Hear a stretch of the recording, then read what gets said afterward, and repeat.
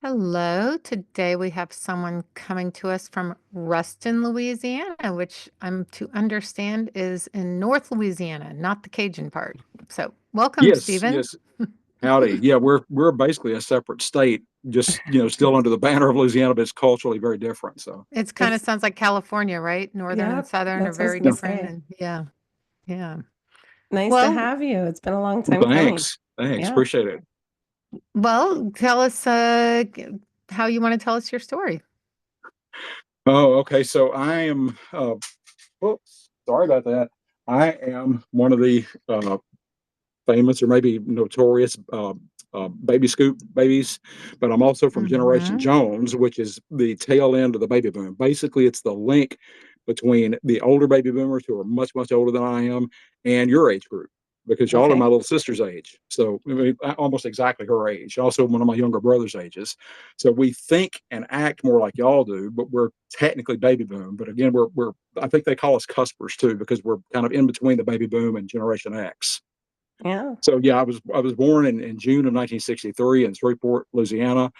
I was adopted at 5 weeks of age. So not right after I was born, but almost a little over a month after I was born. And I am an agency adoptee. If you've heard of the Volunteers of America, well, I'm a VOA baby. No, I haven't heard that. I Tell Yeah, us, didn't. tell, they're part of the United Way, the big Okay. national organization, and so most everything I tell you, at least in my origin story, it goes back to the VOA, and they were pretty square with people. That is to say, they told, particularly with those parents, they told them the truth about their child that they brought into the family. And Oh, so told them my the dad truth is a in what regard? Like what? they didn't lie about the parents' heritage. They couldn't tell you the name of the biological parents, but they did tell them stuff that I'm confirming, even as of last year, that was mostly true. It was just incomplete, and not just with the parents' names, but with some other stuff too about health conditions and that kind of thing. So anyway, most everything was square. It was true and accurate, even. For example, one thing the thing I just confirmed was that my biological father, they said, was an athlete. It turns out I found some football pictures of his from 1957 or 58. He's on the back row. He's a big, tall guy like I am. He's 6'2", I'm 6'2". And there they have the taller players on the back row. Well, there's my biological father on the back row. He wasn't all state like my dad was all state. He wasn't professional baseball like one of my uncles, but he was an athlete. So that was just confirmed back in December or January.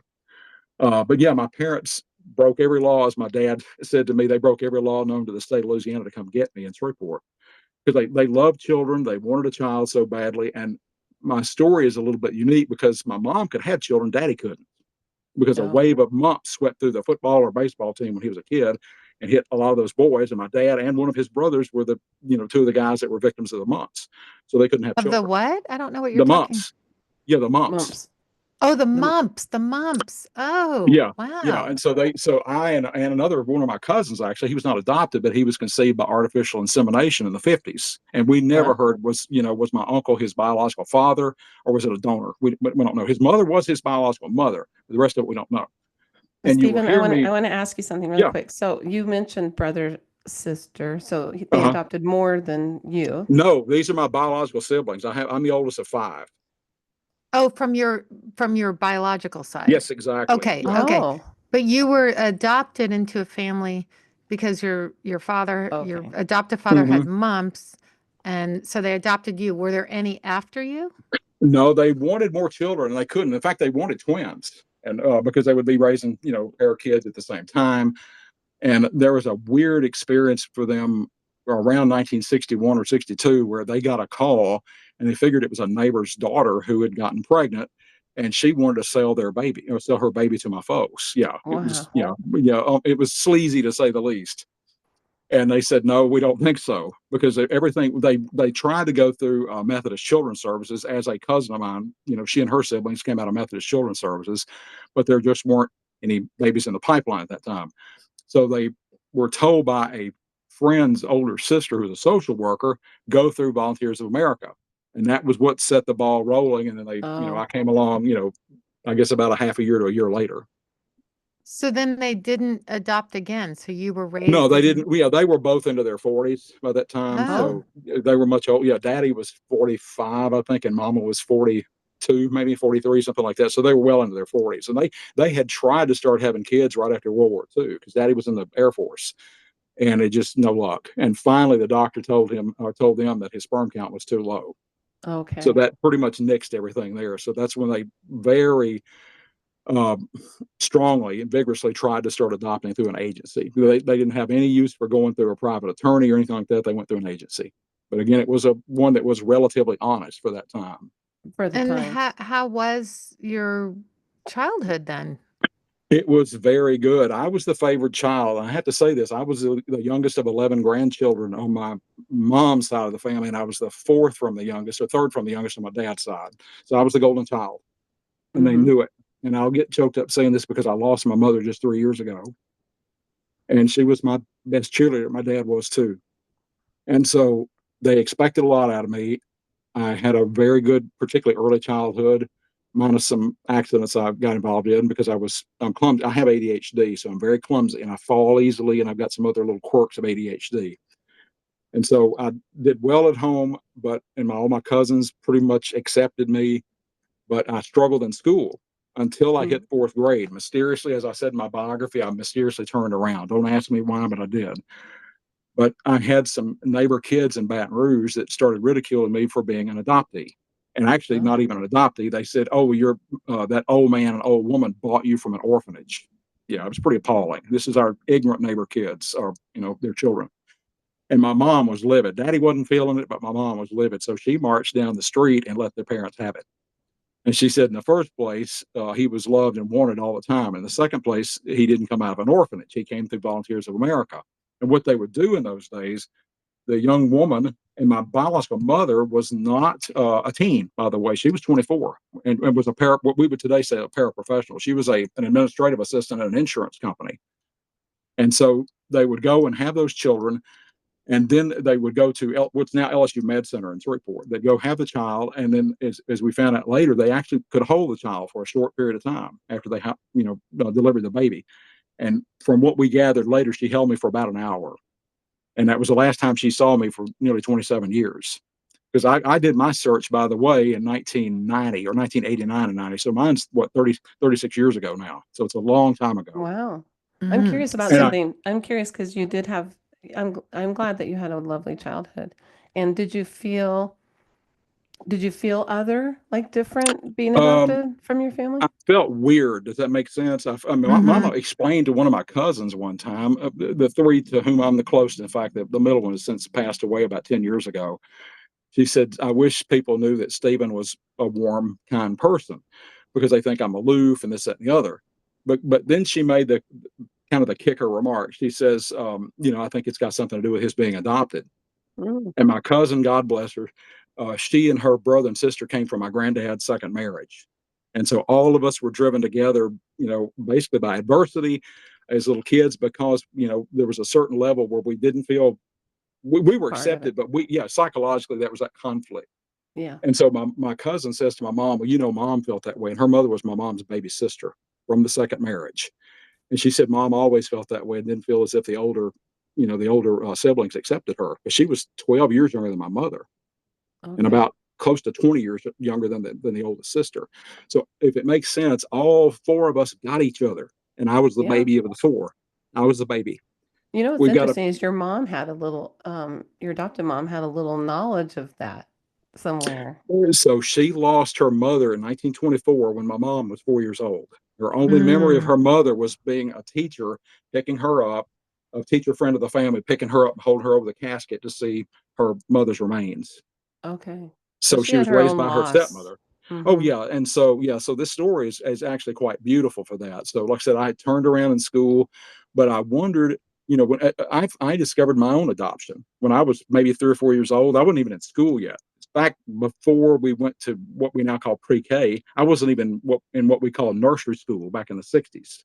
I wasn't even in nursery school, and I heard my parents talking about adoption. So I just asked my mom, "What is it?" And she explained it, and they weren't going to keep it from me anyway, but that forced their hand. They had to, and she did. And she said, "I want you to know something." She said, "You always were and always will be loved."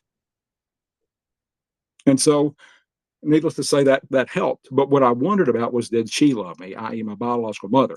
Of course. Did she love me? And also, as I found out later, I had this sense that I would have siblings, and I found out rather, that back in the people that searched in the 80s and 90s, about 60% had a sibling. Well, I'm in that 60%. I have 4 that I know of, and that's more story later. So anyway, you know, time rolled along. I started doing really well in school. I got to be kind of like a woman that y'all probably know. She's actually a friend of mine on Facebook, Sarah Easterly, and Oh, she's yeah. written an adoptee's memoir. Sure. I was one of those adoptee high achievers Okay. and like super achievers. And she, I think, was an athlete and a student. I was just a student, but I would do really well. And I got this really erroneous idea, as I figured out later, that if I do better in school, the more I do better, the more love I'll get, the more approval Uh-huh. I'll get, the more affirmation I'll get, the more validation I'll get, which is a terrible way to live. So for Right. adoptees that live like that, trust me, it ain't a good way to live. Um, Because you and can so never be anyway, perfect. no, absolutely None not. of it's, all the solutions for adoptees aren't a great way to live. That's right. No, that Good this is point. true. And so anyways, I roll along, I do well in school, I land, eventually at Harvard to go to seminary in church history. And I never really thought about it much there, didn't even think about it in college, and just found out back in January that one of my neighbors down the hall at Harvard was also an adoptee, and the nicest guy. He was from outside Pittsburgh. Nicest guy. I never knew he was adopted because he didn't talk it, and neither did I. And lo and behold, before his death, because I found him by his obituary, but lo and behold, his older brother found him. Just Oh. like I found my biological family, well, his older brother found the little brother. And again, I never knew that my classmate was an adoptee. Never knew it because we just didn't discuss it. I mean, I'm from that group. People didn't discuss it that much. In fact, when those kids made fun of me, my parents made a pact. And what they said was this. This is around 1972, 73. And they said, okay, we're going to leave this up to you. If people are going to hurt you, if people are going to ridicule you, etc., we'll never discuss this again outside the 4 walls of this house or outside of our family. Because all my cousins knew it. Yeah. Because I was their baby cousin. I was the favorite, basically. And so they said, if you don't want to discuss it outside this house, we won't discuss it. And I said, please, let's do it that way. Because I was made fun of. Oh, yeah. And I couldn't stand it emotionally. I shut down. I mean, I'm a very sensitive person. I shut down. Yeah, of course. And so they said, okay. And they left the ball in my court, which was a kind of a radical thing for somebody, a child of the 70s, for your parents to do that for you. So by 1988, I guess it was 89, my search started kind of by accident, but there was something on, and this woman was big in the biological parent community back in the 80s and 90s. She's now deceased. Her name is Lee Ezell, and she'd written a book called The Missing Piece. In fact, I've got a print of it. And she was on Oprah or Geraldo or maybe Phil Donahue. It was one of the popular talk shows talking about her experience. And I think maybe my parents got me to watch it. I'm not sure. But anyway, the 3 of us sat down and watched it. And in the course of everything, it started nagging at me, like, who am I? But here's another, and these are questions we ask in literature, but also in religion. Not just who am I, they're called primal questions. Who am I, but whose am I? To which family do I belong? What's my purpose? What's my meaning? Not just the meaning of life, but what's my meaning? And these are very primal questions that really only religion and philosophy and art and so forth can answer. And so I start wondering these things, and so by that night, it nagged me all day. So everybody's turning in for the night. And I finally went into my folks' bedroom. I said, I want to look. I want to look for my biological parents. And my mother started crying. And she says, oh, baby, I've been waiting for years for you to say this. Oh, she did. Like she was supportive of it. Yes. Oh, absolutely. Yeah. That's because amazing. Again, she didn't They're so remember her mother. progressive. Yeah. Oh, yeah.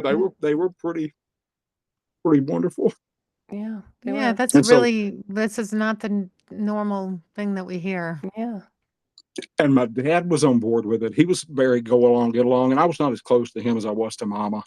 But I've got a lot of their tics. And as I said, I'll reveal this in a minute. This is part of my big reveal that probably, if I write a memoir, it'll go into a book.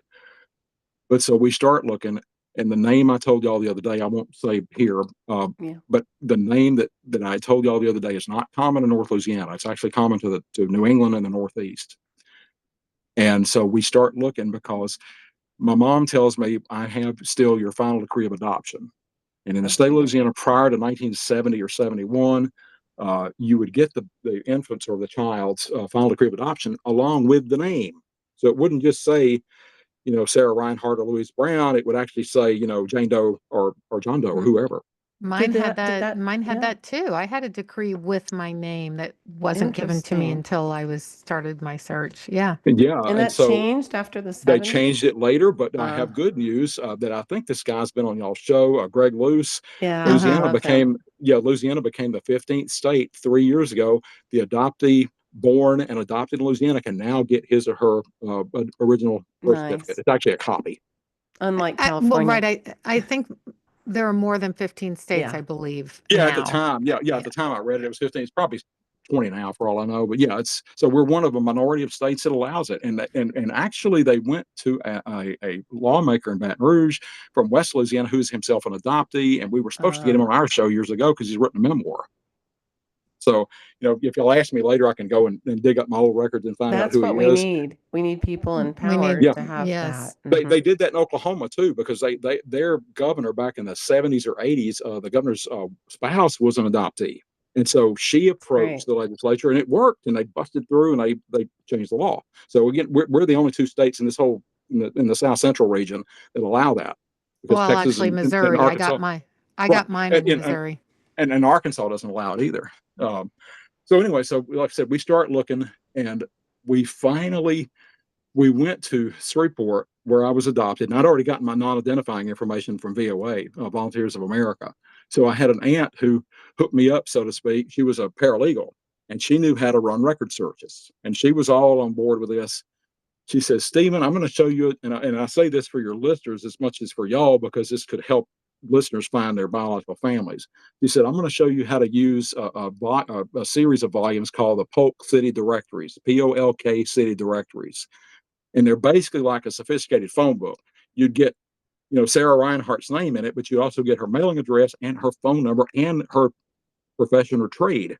So it was like a capsule biography of each entrant in the book. So my Aunt Betty shows me how to use this. So we start looking, and we find these people with this name. It was my name at birth, and we found 3 fellows with that name, and they all their first names rhymed. Like if you say Tim and Jim and whoever else and Sam or whatever. My mom says, baby, those people have to be related. That's not coincidence. She says, I'm willing to bet you they're either brothers or cousins. So we made a record of it. We wrote this all down in those little stenographer's notepads Mama had, with her and pencil and so forth. So we wrote it down. We keep looking. This goes on for a few months. My search was short. I think it was a year and 2 months. That's very short for a lot of adoptees. But again, it's all based on 2 things: having that tool, that final decree of adoption, and that name at birth, but also the fact that the name was uncommon in North Louisiana. Yeah. So I'm lucky. And so we kept looking. We went down into a parish kind of to the west and south of us. And we're starting to look, and it was getting hot. My dad was disabled at this time. He was a double amputee. And so Mama says, I've got a weird feeling that these people are from this area. And so she says, let's pull into this, it was a little convenience store down in the country. She says, let's pull in here. And this is by now 1990. I think it was June of 1990. And so let's pull into this place and let's try to get some answers from somebody. She says, I guarantee you some of these country people have talked, and somebody has probably spilled the beans. Yeah, somebody spilled the beans. So Daddy and I like that your mom's doing this with you. This is just she was a detective. Norm. Yeah, she was. Well, we helped 2 more people after we found mine. We helped them find their biological mothers too. Yeah. And so anyway, I say this to say it starts getting hot as blue blazes in the car, and Daddy and I are running the air, and Dad's like, well, turn off that air conditioning, and we're just burning up gasoline, and go find your mama. He said we can come back down here, another day or so because it's too hot. And he needed to go home and take his medicine, for his phantom pain. So I go inside, and in between there, this car had driven up, and an older lady got out of the car. And this is, by the way, you were in your 20s, right? Yeah. I'm okay. So yeah, when I found them, I'm a week literally from turning 27 years old. Okay. A week exactly. And so this woman goes, walking into the place probably to buy some gas and so forth. And so, and we'd seen this from outside, the business. So I go inside, and there's my mom with this woman, and my mom has buttonholed this woman inside the business. Poor lady. So they're talking, and my mother says, well, she didn't yet introduce me.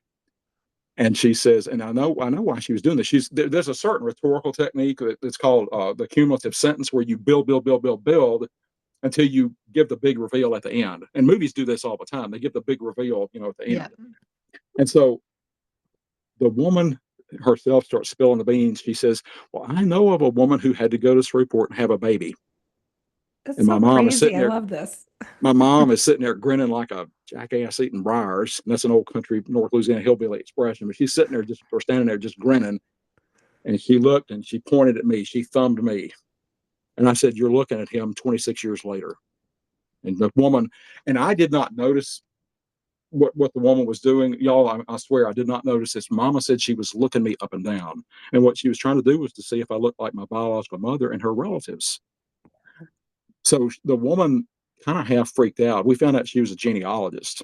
Perfect person to find. Whoa, that's just such a bizarre. Your mom corners someone in a country store as a Who's genealogist. in Well, a the story small gets town wilder. in the 80s. I love this. Yeah. So she says, please don't call her yet, because she's got heart trouble. And I Oh, think she'd been hospitalized a time or two. Yeah, please don't call her. She says, let me call my daughter. I think she's in Cincinnati or Cleveland. She's in Ohio. And let me phone my daughter, and then you can go from there. Okay, we said. So we took her name down. She took our name and telephone number down, and we left. And We she have had no about, relation to them, right? It was just some I rando don't in think in so. the She knew them convenience though. store. Yeah, she knew them. She But I knew mean them. that your mom cornered in the. She Yeah, was just some random. we had traced some of that family to Bienville Parish. Okay, and I'll just say this Right. on air, but we had traced some of them to Bienville Parish, and that's the next parish over to our west. okay. And so, yeah, so everything looked too suspicious. And when it's that suspicious, it's not even coincidental. It's probably the right person. Yeah. Basically, the Gosh. homing device is working overtime, or the Geiger counter.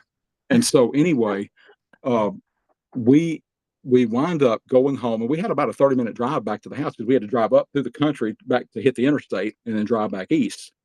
So my mom goes and unlocks the door, and I'm getting the wheelchair out of the back seat for my dad, because we were in my little Corolla at that time. And Daddy, a former 6-footer, and I'm 6'2", all of us folded up inside this little Corolla like clowns in a clown car. And so anyway, we get to the door. Mama's barely got the door open, and I've got Daddy out and rolling him into the house, and the phone's ringing off the wall. Oh, And it's that woman. It's that woman. She barely let us get back to the house before she's, buzzing us on the phone. And she told my mother, she says, I'm almost certain this is the woman in question. And she says, I've confirmed it with my daughter, but please leave my name out. Oh, And that woman has since died. And I'm not going to say what her name is, but anyway, yeah. Please leave my name out. So I don't think it was the next day, but about a day or so later, we made a trip to find their house. Wow. Then a day or so after that, we made the actual visit.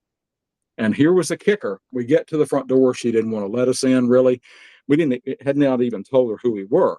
And she You says, did like a cold call to her. yeah, Like remember, not this even is in the telling her, 90s. no Yeah. warning. You just showed up on her. Yeah, and we did tell her, and it was true, but she got hacked off about it later, and I'll explain that later, because it wound up, we had a split basically where we didn't speak anymore.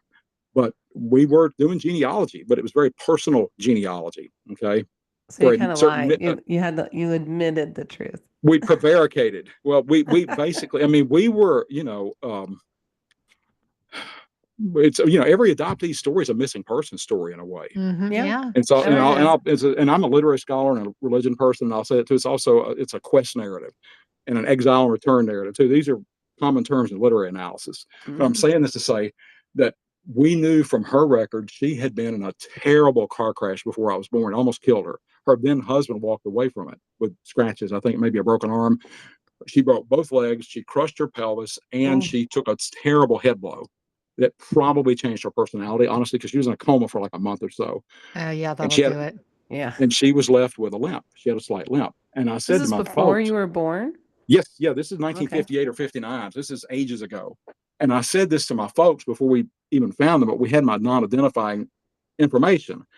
And I said, Daddy, you reckon she's still got a limp? And he said, oh, yeah, you can bet on that. He said, probably worse now because of arthritis setting in. And he said, if she had the damage that this report shows, which is 2 broken legs, she probably had a rough time. And she was told when she came out of the coma, you probably won't walk again.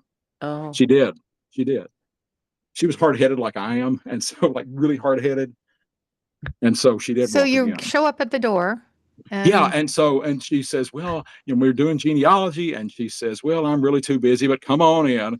And she wheeled around on her heel and limped away from the front door. Uh, And so you I looked knew at my then that mom. was the I moment said, you "We knew. got her." Yeah, and this is a non-adoptee friend of mine uh, was very offended by that. It sounded as if we were hunting this person. I said, "Well, we were, but it's not like a predator." So so anyway, but I said, "Yeah, we got her. We found the pot at the end of the rainbow or whatever." And so she lets us in. yeah. Yeah, and my mom has that stenographer's pad again, and it has all these names of all these people, that family written on that sheet of paper on that pad, and at the center of the list is this name, my birth name, first, middle, and last name, and she says, "Does this name ring a bell?" And he was born such and such date in June of 1963. And I will tell you once again, y'all, I don't remember what the woman said because we were sitting. It's almost symbolic. My mom was sitting right across from her, and I was sitting at the opposite end of a table, like a kitchen table. So it was like the so-called triad or the adoption triangle. It literally was the triangle in action. I don't remember what she said, probably because I was keyed up. But my mom swore it down after she heard the woman murmur, "I had a baby," and like that. That was it. That was it. Did you look like her? Like, did she look at you and go, "Oh," or The "No"? story gets wild. We've got the same shade of brown eyes. They're almost black. It's what people used to call black eyes, which really is pretty rare. It's coffee brown basically. Yeah. I've got her eyes. My brother has the same eyes. My niece does. There was a cousin of theirs, I think, that had the same dark brown eyes. Now I'm a brunette. Some of her people had black hair, like my brother. Mhm. But I've got dark brown hair, actually like my dad's family. I mean, honestly, like my adopted dad's family, and I'm even built kind of like them. So anyway, she promptly, I remember this specifically, she promptly jumped up from the table, said, would you like some coffee?" And she went over to the counter and starts making coffee. I mean, she's looking for something to do because she was in a moment of crisis. That's what it comes down to in Yeah. Revelation. So she goes over to the counter, she starts making coffee, and then she starts basically unloading my story. With you sitting And there. yeah, I'm just sitting there, just taking. We felt like the best thing to do would be to let her talk. Just let her talk. So she doesn't know at this point, I have to interrupt. She doesn't know that you're her child. She just thinks you're genealogy people. No, she's figured it out. When she said that Oh. I had a baby, yeah, yeah, she realized I was that baby 27, almost Oh. 27 years later. Okay. Yeah. So I was very much an adult. So she starts telling it that, yeah, she had been dating this man, and Mama interrupted her. She says, "Does Stephen look like his biological father?" And she said, "Yes, a little bit." And that's Okay. is my hair color and also my frame. That turns out too, I'm built more like his side of the family than hers. Yeah. And so anyway, I've got really long legs, and I'm a big guy, but I'm not like huge. Like her biological great grandfather was this old New Yorker, and he was 6'5" reportedly. But I've seen his military records that say he was 5'8". So somebody along the line is wrong. You can't be 6'5" and 5'8". So, but anyway, no. It wound up that she starts telling the story. She was dating this guy. He had come in to the And this insurance was agency. post car accident, correct? Yes, exactly. Yeah, this is Okay. 1962. In fact, Oh, Okay. we can okay. date my conception probably to the time of the Cuban Missile Crisis, roughly. Yeah, Okay. right about that time. And so she was dating him. He had come into the insurance agency to check on something about his car insurance or something. And so anyway, they were taken with each other. They were attracted to each other as people will be, and they start going out. Yeah. And when they went out a little while too, by the way, went out several times. It wasn't just once.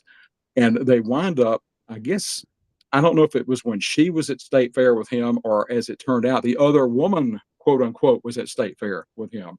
And she discovered the woman's pocketbook or maybe her shoe in the car. And I think it was her Mhm. pocketbook. She found it in the car. Well, that was a dead giveaway that another woman was on the scene. That And he he was a was bit of a hitchhiking. player. Boy, howdy, was he. Yeah, yeah. And I think she confronted him. But then shortly after that, she discovers she's pregnant. And so So did she she gets tell him? Well, she calls his house, and they were interesting at that time because that family had two phones. That was not common in the early 60s, particularly in North Louisiana, which was very rural. So she calls the house.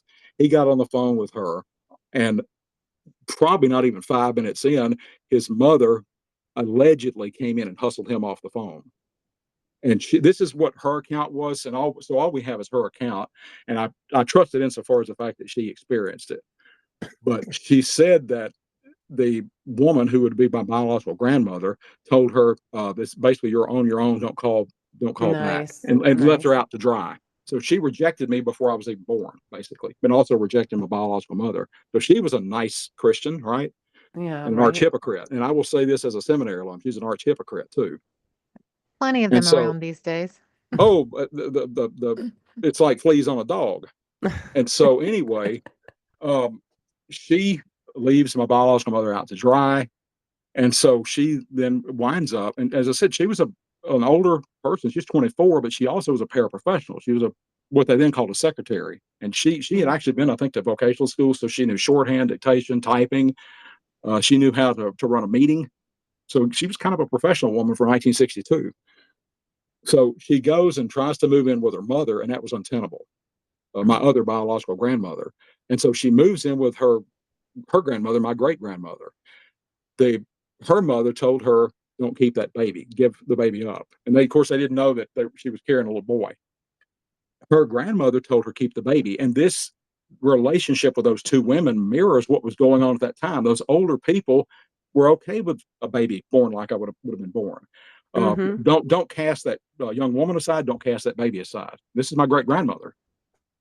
In stark contrast, her own mother wants me given up. And so she finally, in the end, bowed to the pressure from her mother and gave me up. And VOA actually had a proviso in their contracts with the young women that I think you had a grace period of like a month or maybe 6 weeks where you could take the baby back. So Oh, again, really? they were progressive for the '60s, Yeah, they weren't the and norm for sure. yeah. Well, again, it was a United Way agency, Mm-hmm. and so they wound up. She said that she went on ahead and signed it, and then she said she immediately regretted it afterward. And she Mm. claimed that not a day went by where she didn't think of me. Mm. I mean, I believe that having Yeah, of all the, course. So anyway, she starts showing us pictures. And this is where, to answer your question, Sarah, did I look like them? So she takes us into their hallway, and it looked like maybe a church portrait or something where they have like a family, image. And so there is this woman with her new husband, and what I find out is my brother and sister. Mm. And my brother looked just like me. I mean, identical. Mm. We could have been twins, and we're not. He's almost exactly 2 years younger than I am. She must have known the minute you walked in the door.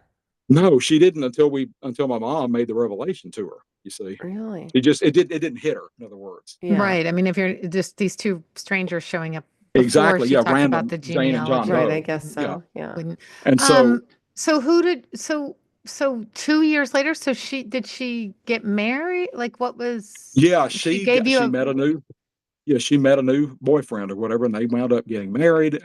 But there, she would not get married on a certain date that he wanted to get married on because it turned out I was born that day. But mm, also, Oh. her father was born that day, and he had walked out on them back during World War II. I think in 1942 or 43 when she was a little kid. She was a 4 or 5 year old kid.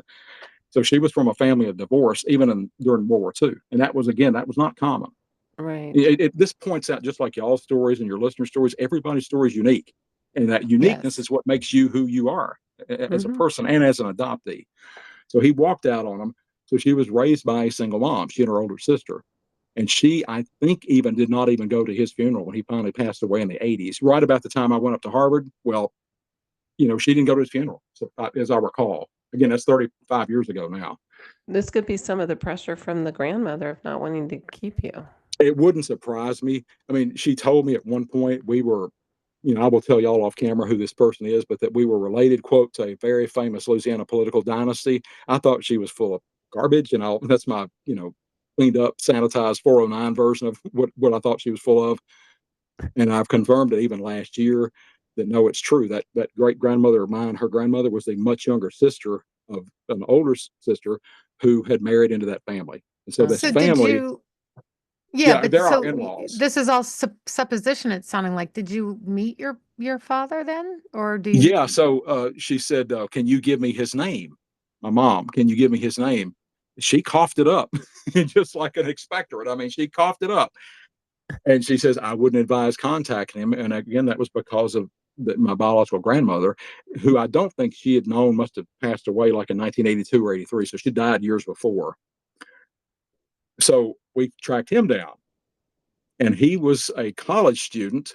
In fact, he had gone to one school, transferred to another, little knowing he had a 3-year-old toddler literally across town, in fact, blocks away from where he finished his degree. Really? So we went and tracked him. He had a very common last name. We'd have never found him. So she was the key to unlock the genealogical door. I mean, that's what she was. And so we went and met him. Along with being your mother. Yes, absolutely. And so he's this big She guy, was my the hair key, color, and your mother. and we so eerily, and you two may have figured this out about your biological families. We sound alike. Yeah. So Mhm. my brother's voice is higher pitched like this. I'm what they call a bass baritone. It's between a bass and a baritone. Mhm. So it's like lower than the average baritone, but a little higher than the bass. He sounds just like me. In fact, his father discovered that when I first met him, my biological grandfather. So we went and met him in his stock brokerage in Baton Rouge. Did he And know he you were was coming, or did you just show no, up? we showed up. Oh, we showed up. I mean, You and your and mom? so Your yeah, adopted yeah, mom? Yeah. yeah. And Daddy stayed back at the hotel because he was in a wheelchair by that time, Yeah. and trying to get out was kind of a hassle. So he was either at the hotel or at my aunt and uncle's house across town. And so we went and talked with the guy, and he was cordial and very polite, but he was skeptical. You could tell it. But he said something that was obviously a giveaway. He said, "Well, I've got 2 teeth down here that are kind of crooked." Well, I do too. Same 2 teeth, by the way. His hair was the same color mine is. We sounded alike. And he knew that he got her pregnant. She said so. No, he didn't. So he claimed. This is the Oh. real, yeah. But as I said, I will develop this later. I think he's a liar, and I'll tell you why I do in a minute. Um, so we met him, and I think he said, well, I'll be getting back with you. And people say that all the times, they don't mean it. But within a month, he's calling our house. And he says he wanted to speak with Stephen. And I think Daddy got the phone anyhow. They put me on the line, and yeah, this is so and so. He's, how are you, and so forth. We got the little niceties out of the way. He said, "Well, I just wanted to tell you, my father confirmed it. You are my son." So, okay, so she talked to his mother, not him. Yeah, exactly. She Oh. talked to So, him, but and the then the mother mother, shuffled him off the phone. Yeah, right. So he never did. It sounds like he didn't know. he said he didn't. Okay. Notice how I said that. He said he didn't, and he was a young man. He was 22 years old. He was a college kid. Yeah. And so anyway, she was 24. He was 22. And so anyway, eventually I met my biological grandfather, who was a prince. I mean, he was wonderful. I met him twice, maybe 3 times, and it made me feel so good because in the first place, he was so hospitable to us. He was respectful to my mother. And my mother said of all of them we met, she felt as if he was the one most like me. So, And did you continue these relationships? I did up to a point. Like I said, I met my biological grandfather, and he had us down, and he served us some cookies and I think some Coke or 7 Up or something, and we talked with him, and he could tell. He said, "You sound just like expletive, or whatever, so and so." And so yeah, we sound alike, and it was eerie. It's like talking to yourself on the phone or talking to Yeah. yourself in a room. Mm-hmm. It's weird. And he And didn't have so his wife alive anymore to be like this yeah, pushback. she had died too. Oh yeah, Right. my biological grandmother had died, but my Right. biological father's first wife died of cancer in 1972 or three, leaving Okay. leaving him a very young widower, and leaving him with a young son, my next youngest brother, to raise by himself. Oh. And I remember calling him after he, uh, after we met him and after he had confirmed that yes, he was my father, and I said, "Well, tell me about so and so, who's my brother, who's by the way y'all's age." And I Okay. said, "Tell me what kind of person is he?" And I'll edit this, or I'll self censor for your show since you're a family show like we are. But he said, "Well, so and so's an f up." You Oh. can say that. It's okay. Well, and I told him, I said, "You shouldn't say that. That's your kid. That's your son, He man. said that about Never his mind." son. Yes, You, yes, yes. And never mind the fact that this is my younger brother. He said it about his own kid that he raised, that's and terrible. Yeah. fed. And I said, "You shouldn't say that." And I tried to half shame the guy. He said it again and dug his heels in. And I thought, and I said, "God Almighty." And So so I told my dad afterward. He was appalled. My dad was appalled. did he go on to have other children or just Yeah, he just had 2 more. He had that other brother of mine, and he had my baby brother who's 16, 17 years younger than I am, so he's a lot younger. I Poor met him, boys. but they didn't have my biological father did not have the brass to tell him who I am. And I met him when he was 12 he was 13. And I was then, I guess, 27. You thought you were some stranger. Yeah, and we got aboard an elevator together to go downstairs in the building where they were in downtown Baton Rouge. And my mom said that was the eeriest expression because from here down, from the nose down, we looked just alike. And our hair was even the same color. You know, the upper part of our, facial features are different, but from here down, we look the same. Even the same chin and everything, the same little cleft in the chin, the whole 9 yards.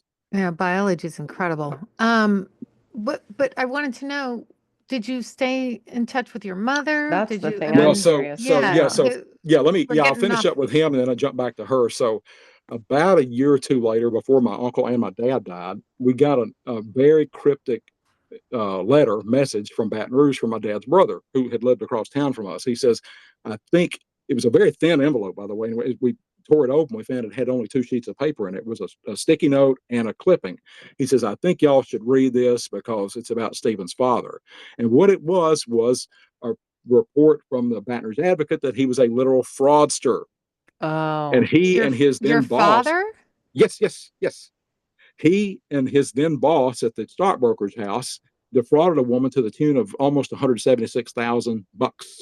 wow. He's a crook. He's a He's a literal crook crook. and he called your brother a piece of something. And he doesn't know that I know all this. An F Incidentally, I up. found this out in 1991 or 92. And so, but it's online. I mean, you can go find it. If y'all ask me off camera, I'll tell you who it was and everything. Fascinating. I'll tell you everything but the price of tea at We're China. we're gonna put it in our show notes, Stephen. Yeah, boy. And but anyway, he committed fraud, and my sister said to me, "Oh my goodness," she said, "Well, Stephen, did they prosecute him?" I said, "He got off with a slap on the wrist. I think he had to pay a $2,000 fine. Oh my God. He's on the New York Stock Exchange, so he was disallowed to sit on there for like a week. Then he had to A go through an week. ethics class." Yeah. So yeah, you see why I don't have any relationship. I mean, I have a shadow relationship with him, but I haven't spoken with him probably in 6 or 7 years, thereabouts. And you're kind of a guy, I can tell just the ethical thing's big for you coming from the Well, I'm a seminary. Baptist, and we're Yeah. people of conscience, and Yes. that's appalling to me. That's basically that's the morality of a sociopath, Yeah. you know. And so, no, I'm not feeling that. As Yeah. far as the woman, we Your cruised mother. along okay. Yeah, Your yeah, the biological mother. mother. Yes, talk about Well, now disassociation. you'll find me calling her nothing but my biological mother. Not the term birth mother was getting popular at that time, but when I tell you what she did to me, you'll see why I can never call her my birth mother. So we were cruising along, pretty friendly relationship. It wasn't close, but it was friendly. And in fact, I went down there to their house to eat a lot of times. When I first met my sister, my biological mother had called my sister on the phone at some friend's house, and she says, "Come home and see your brother." Well, big deal. I see my brother every day. She's telling her through the phone. She says, "No, your other brother," because they had told those two kids about me Oh, back when my brother was probably 16 or 17 and my sister was probably 10 or 11. And I would have been like a college kid at the time. So I didn't know about them, but they knew about me. wow. So anyway, I had wanted to go down there one evening, and it was getting later, but it was like 7 or 8 o'clock at night, and it's about a 30-minute drive down to their house. And she says, "Well, it's kind of late." And I said, "Well, it's no big deal. We'll just do this another time."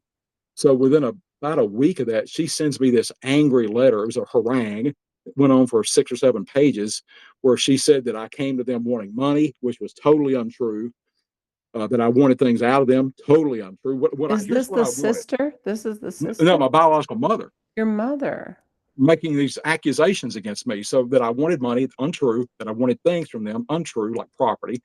What I wanted was my medical records, and I wanted to know if I had siblings, and if we could develop a friendly relationship. That was what I was seeking. You know, Of course. wasn't yeah, it was nothing. It was nothing untoward. It was nothing that was sketchy. In other words, What and created this? well, I found out after the fact, talking with my sister-in-law, my brother's former wife. She started snickering when I told her about it. I said, "Oh, you've had an experience with the illustrious so and so," and I, mentioned her by name. And my sister-in-law died laughing, and she says, "Oh yes, I've got a stack of those things." She said, "Was it Oh, on a yellow legal sheet?" And I said, "Yes, it was." And so she would harass and harangue my sister-in-law while she and my brother were married. You did mention interesting. before that, from the head injury, Yeah, that that's what I was Mhm. this, thinking. this maybe was related, Well, her erratic behavior and Mm-hmm. yeah. After I don't know when this happened now, so y'all forgive me for saying, trying to pin a time down. It doesn't really matter, but it was before I met him. I think, it's the time frame. She tried to kill herself at one point. Mm. And we know that a lot of those adoptees, the adoptees they attempt it, as do their biological mothers. And somebody came home, and my sister-in-law told me this, not my brother, not my sister, but the sister-in-law told me. She said, she tried to take her life at one point. And I looked at her and I said, get out of here. Tell me more, And she said, yeah, they found a note. It was classic. They found a note on a kitchen counter or maybe a table. And they looked, and there was a firearm missing from the house. Okay. And so somebody went out to where they figured she would be. And by the grace of God, she was out there, and they stopped her. And they said, you need medical help. And it's not even counseling. You need to see probably a psychiatrist. And she supposedly promised that she would do it, but she never did. So it's so sad because that It's is really sad. Yeah. beyond the accident, just giving you away. I mean, there's so many big things there in her mind. well, and it's it's very frustrating too. Having to deal with somebody like that, and you're trying to act, number one, in good faith, but number two, act in a reasonable, rational way. And then somebody starts making accusations against you. And I will tell you too, another quirk of Louisiana law that probably, we're not on common law like where y'all live. We're on, it's basically, they call it Napoleonic Code. It's what became the Napoleonic Code. But we basically have French code with some common law type, features to it. But what that means is, in Louisiana, if I wanted, I could go after a child's portion of her estate or his. I'm legally entitled to it. Now, will I do it? No, because morally I have problems with it, but legally I'm entitled to a portion of his estate as a multimillionaire, because he's a multimillionaire in Baton Rouge, or I could go for her estate. I'm not going to do it. And I just found out, go ahead. I'm sorry. Well, this was many, many years ago, and she wrote you this letter, and you haven't talked to him in 6 years. What has your life been like? How has this? So I've gotten all of obsessed this with genealogy, and I'm using my undergrad in history and my church history background at Harvard, because again, I'm a literary scholar, but I've started going back to my old major of history. And so I got obsessed with genealogy. I confirmed that relation to that political dynasty of Louisiana. And so I started looking further back in the record. I've not done a DNA test, but I've seen these same records on multiple genealogy sites, as though to say there's something to them. One is that I descend from a French woman and an Italian guy who immigrated to England during the early days of Queen Elizabeth. And they probably were both Protestants. In fact, she was almost certainly a Protestant. He was probably an Italian Protestant. And I would have never said I've got Sicilians in my lineage, but apparently I do, from two different families. But the other thing is, and this is kind of my big reveal, my cousins that I'm closest to, and that we grew up together and so forth, their grandmother held me and held my next youngest cousin, or next oldest cousin. We were babies right before she died. And she says, I hope these little boys grow up to be the best of friends. We're 4 months apart in age. So we grew up like brothers. In fact, I talked with him before the three of us went to air, and he was wishing us all the best. So he's like my brother. So I'm looking in this big group that's on Facebook they added me to, and I would be the step cousins to those people. Their legal cousin, but also their step cousin, through my mom and her stepmother. And I find this woman, and I will say this name on air because my grandmother, number one, is deceased, but number two, she's a fine woman, and she should be honored for what I'm about to tell you. So her name was Verlie Napper, and she married my granddad, Jabe Harris. So I go back into the records of the 16th and 17th century, and I see the name Napper, Napper. In your biological family? Yes, this is through my biological father. Interesting. And so the name supposedly came from an old Scottish knight who fought. He was a knight of Napier. In other words, he didn't have an equal. And my cousin, she's done all the genealogy. She knows much more about this than I do. So I'm an amateur. She's basically a professional, and she's a retired school librarian. I go into that record and I see this Napper woman, the last of them, who married, a person of a different surname. And this is in the 1600s. I said, I'm going to flip out if I find she descends from that old Scottish knight. She did. So you're what it means related. We are biological cousins. It's distant, but we're cousins. And we're legal cousins, but we're biological cousins. Your cousin you were raised with is also your cousin. Yes. Ancient, tracing way back. And the story's even wilder. My cousin is kind of wild. A poet. He says, my God, it's like he came home. Oh. So and I love them so much. Oh, I love them so much, because they're my life. My cousins are my life. Love that. And then I looked at my biological father's record again. My name is Payne. That's a French name. It's not really, it was anglicized, but it's originally French. It's Payen and Payenenne. I look into his record and I find that I'm descended from the same old French knight my dad's descended from, which means I was my dad's cousin. And they never knew this. I didn't find this out till last year. Wow. Interesting. I descend from the same people my mom's stepmother descended from and from my dad's family. You So I ended did up in the find my right way home. place. You did. I found my way home. Wow, this has been quite the story, It Stephen. has. What about in your personal life? Did you ever have a family of your own, or No, Yeah. I'm unmarried. I mean, I had somebody I was dating and it went, belly up basically about 10 years ago, I guess. You mean an hard for it's adoptee? hard for we adopted people to it's not Yeah, I mean, easy. people don't get us a lot of the time. They They just don't won't. get us. I mean, I I was cut making a as a joke, but it's totally true. I Like, mean, I cut somebody off about that because she popped off at me. Well, I don't want to hear about adoption. oh, So yeah, so I cut her off. I mean, I'm sorry, but no, I don't want to hear that kind of acrimony and that kind of dismissiveness, of you course. know. And my goal as an adoptee, because I will tell y'all, I was not when my search, the initial stages of it when it ended, I basically faded out of the adoptees community in the sense that my search was over. And also I had gone to 2 meetings of adoptees, these, groups that people are founding now. And I found one of them particularly to be very negative. I mean, one woman was from Iowa or Nebraska or someplace, and I'm not saying this to demean her experience because it's her experience, but she was so angry and bitter. And then there was a guy in the group, I think from North Louisiana, and he was so sad. He was sad, and it hurt me in my heart, And I said I can't go back. And I went with this young woman that was a undergraduate when I was a graduate student, and she was insistent we go to the meeting, so we did. And she was a friend of mine. And later we helped her find her biological father, I think. And I know another younger woman that our parents tried to set us up when we were younger to start dating. She was given a decree and they had it blacked out, but it wasn't like the modern day digital blackout where it doesn't reveal a letter. I said, I think I can figure out what this name is. And I had these engineers, pens and pencils. So I went and erasers, and I went in the next room and had this really nice eraser, and I just started erasing it, and the name appeared by magic. And Wow. we were able to find her family based on me figuring out, hey, let me just erase this. It was like a Sharpie, and I just erased it out. And we So held it up to a bright light, and there it was. back to you. What are you before we wrap up, are you no longer talking to your first mother? Is that Yeah, I mean, she died about Oh, 10 or Oh, 15 years ago in a terrible car crash. Yeah. my oh, And gosh. another car crash.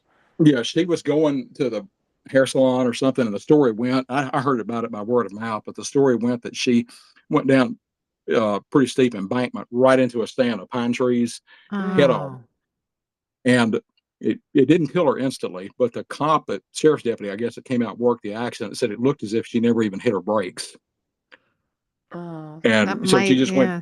Yeah, and it could have been any number of things that caused it. I mean, really, it was like my cousin was saying. He said, she may have been distracted by a fly or a mosquito, flitting around in the car and trying to swat the thing, and she took her, eyes off the highway and went off the highway.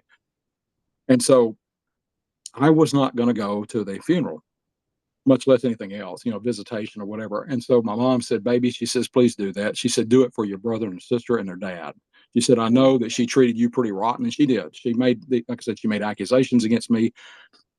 I found out, and I did wind up going to the visitation, but I just found out about in the winter, I think back in October, November, something like that. I was on the horn with my sister's roommate from college, who I'm friends with online, and By she the way, lives the over here horn across. means phone.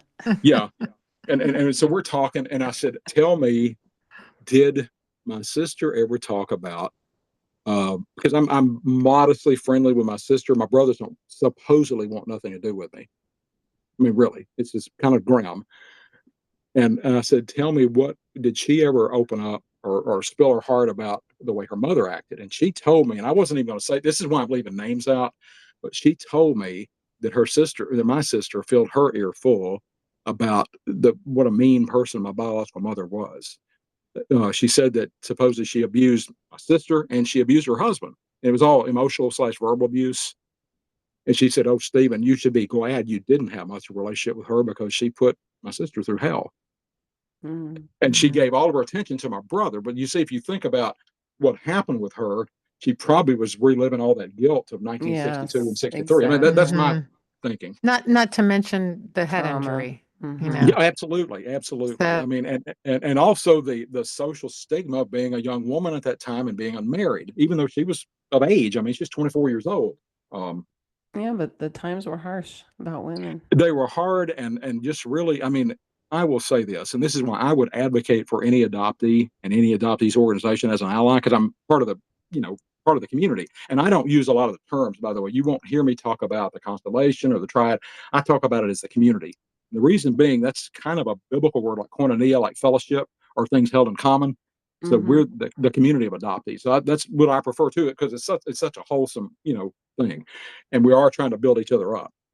And so I would advocate for any adoptees. One right out of the gate is adoption as it currently exists being radically transformed. It's got to be because not Yes. everybody's experience was like mine. Some were No. better, but some were much much worse. Yes, they were. But also opening up the records when a person reaches the age of majority, and in Louisiana it's a little high. It's like 24 or 25. That's too high because you can go join the military at 18 and you can get Right. legally emancipated in Louisiana at 16 or 17. So you ought to be able to access your records. I would say no older than say 18. I I would say agree. never close them to begin with. Yeah, that could work. That could work. I mean, just I also think whatever to me works, you know, and I'm very pragmatic. Whatever works that again builds up the life of the adoptee. When we went to get my records, uh, originally we went to the clerk of court's office for the Western District of Louisiana, which is in Shreveport, and the guy who was in the judge was the lawyer that was the intermediary between the agency and my parents. Mm. And so, and yeah, he went up to being pretty well known in Louisiana, you know, circles as a judge, and he was a decent sort, but he was trying to follow the law. And my mom just said point blank, you know, they had my name at birth whited out. We wanted to see if what they had would confirm what we had, but they had it whited out, and then they Xeroxed that, so it made just a white, you know, blank on the page. And the woman said, "Oh, well, we were trying to protect the life of the mother." And my mom hit the fan, and she said, "Well, what about the child?" Mm. I like your And mom. yeah, she was wonderful. I mean, I miss her every day. I miss her every mm, day. You know what's interesting listening to your story as we wrap up is that you were very close to your parents and you did have you really did come home. It's very interesting. Your story is very interesting. But you also have a lot of, there's a lot of pain under there too, because Oh it yeah, is absolutely. painful, right? mhm. It's a lot of pain, even in the best of circumstances. And what you find, it just makes me emotional. You've told it very well. It's the trauma thing that y'all talk about. Yeah. But every trauma comes from a source. The trauma is the outgrowth. The source may be a tragedy. It may be social, you know, really rotten social mores, social values, etc. But it winds up then creating that trauma.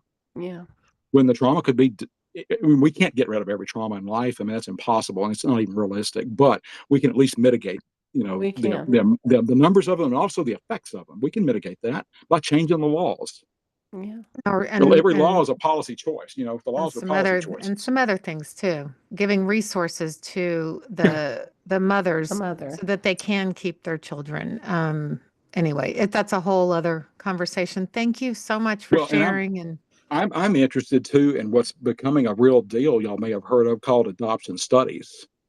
And as a literary scholar, I'm interested in I'm going to say something that's radical, and it will sound as if I'm kind of demeaning the stories of adoptees, but I'm not. And it's this: every adoptee story, particularly the ones that are memoirs and autobiographies, where they actually write it up and then publish it, they are like a literary fiction in the sense that they share some qualities with fiction. They have a plot line, they have characters, they have settings. Well, that's what fiction does. That's what a novel does. That's what an epic poem does. That's what a short story does. That's what a ballad does. They are telling a story.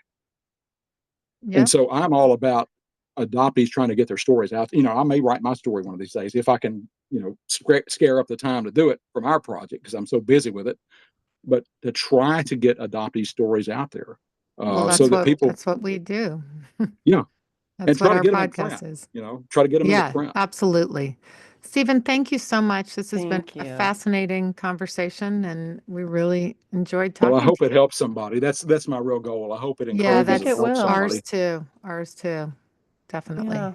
Well, Every yeah. story touches somebody in some way I that you think can so. be I mean, sure of. that's the way literature works, you know, and it Hmm. hopefully it's to help us become more human. That's the goal of Yes. literature. That is the to be more goal. human, to be more loving, to be more kind to your neighbor. Yeah. Yeah. Thank you, Oh, Stephen. So thank nice you. talking to So, you. well, y'all stay Enjoyed out of this. trouble. I don't want to make bail on a lot of people. Ah, I know who to call. Yes. You never know. Us Never adoptees, know. we get into it. Thanks, Thank you. Stephen. Bye. Bye. Bye bye.